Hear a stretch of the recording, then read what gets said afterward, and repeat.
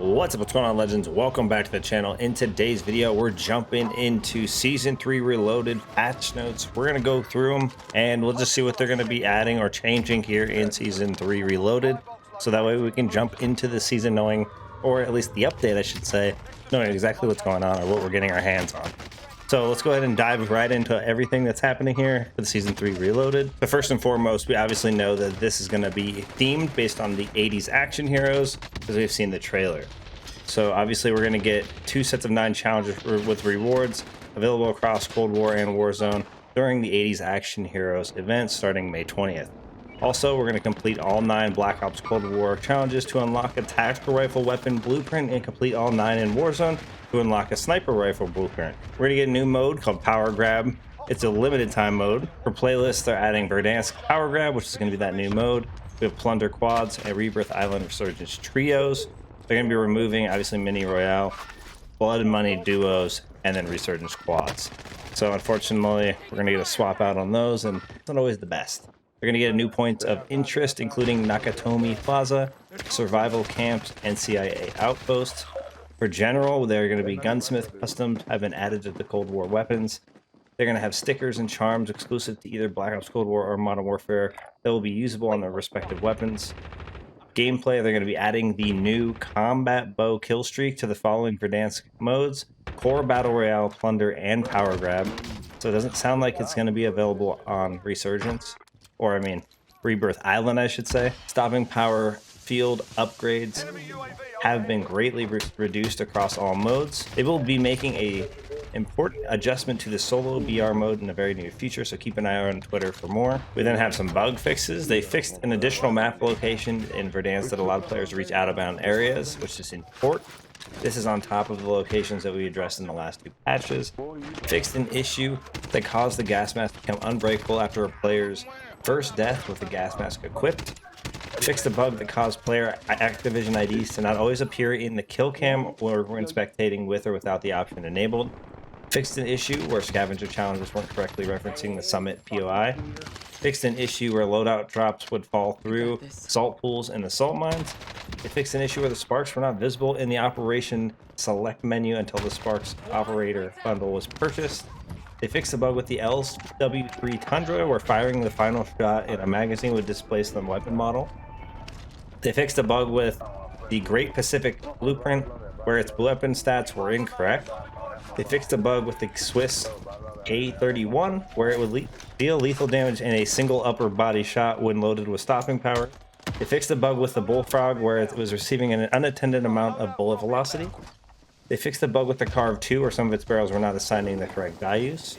They also fixed an incorrect magazine name for the FARA 83. For accessibility, most nonverbal sounds are now called out in subtitles in brackets. This will now apply to all new operators moving forward, starting with Rambo and McLean. Added HOH-like subtitles for baked-in graphics and cinematics. Added a new accessibility options menu. And then we are now on to our weapons. For new weapons, we're getting the ballistic knife. This is going to be built in for stealth kills for multiple distances. The versatile weapon allows for melee attacks up close and a projectile blade attack from the short to medium range. And then later on in the season, we're also going to get the EMP-63, which I would expect in a couple of weeks. Expect this weapon to output high amounts of damage in a short period of time thanks to its full auto nature, which makes it highly effective in close quarters.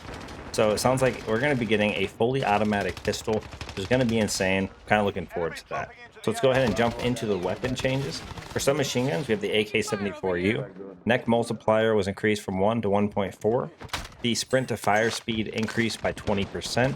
Bullet velocity decreased by 15%. And then maximum damage range decreased by 25%. Then we have the PPSH. Maximum damage increase from 27 to 28. Maximum damage range increased by 3.8%. So some buffs for the PPSH, which is kind of cool to see. It is a newer weapon and I don't see a lot of people using it. Then we are moving on to the snipers. For the snipers, all Cold War sniper base optics have been adjusted. For sniper rifle Charlie, which I believe is the M82, bullet velocity was increased by 14%. Extremity multipliers were increased by from 0.9 to 1. Rate of fire decreased from 0.33 to 0.83. For the LW3 Tundra, aiming stability was increased. The Swiss K31 flinch resistance was greatly increased. ADS speed was increased slightly, and aiming stability was increased. So they're trying to make the newer sniper a little bit more viable. For the ZRG 20mm, bullet penetration was increased. Upper torso multiplier increased from 1.25 to 1.7. Lower torso multiplier increased from 1.15 to 1.25. Extremity multiplier increased from 0.9 to 1. ADS speed decreased by 4%, bullet velocity decreased by 2%, move speed decreased by 2%, and ADS move speed decreased by 1%. For attachment changes for muzzles, for the flash guard, we have vertical recoil control increased slightly. Suppressor no longer reduces bullet velocity, now increases bullet velocity, now increases ADS speed, now increases sprint to fire speed. For lasers, the SOF target designator for snipers no longer increases effective damage range, now increases aiming stability. ADS move speed multiplier is also increased. For Ember sighting point, which is also for snipers, no longer increases effective damage range, now greatly increases aiming stability. ADS move speed and multiplier increased. Steady aim laser for snipers no longer increases hipfire accuracy, or steady aim laser for snipers no longer decreases hip spread, now increases ADS speed. For the SWAT 5 milliwatt laser for snipers no longer decreases hip spread, no longer decreases ADS speed, now increases aiming stability. As well, it now greatly increases ADS speed.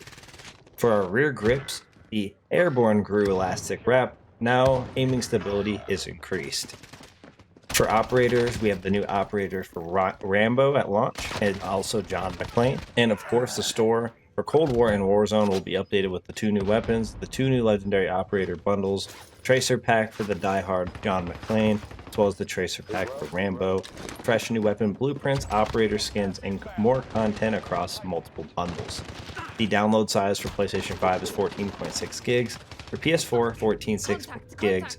For Xbox One Series X or Series S, 15.2 gigabytes. Xbox One, we also have 15.2 gigabytes. And then on PC, we have 14.9 gigabytes for Warzone only, and 18.1 gigabytes if you have both Warzone and Modern Warfare. That's going to wrap things up for us here. This is everything we can expect in the Season 3 Reloaded, update. This is all the patch notes, some of the changes that they're making. I think it'll be a little bit interesting to see, kind of where the PPSH falls now. And it is interesting also to see they kind of slightly nerfed the 74U.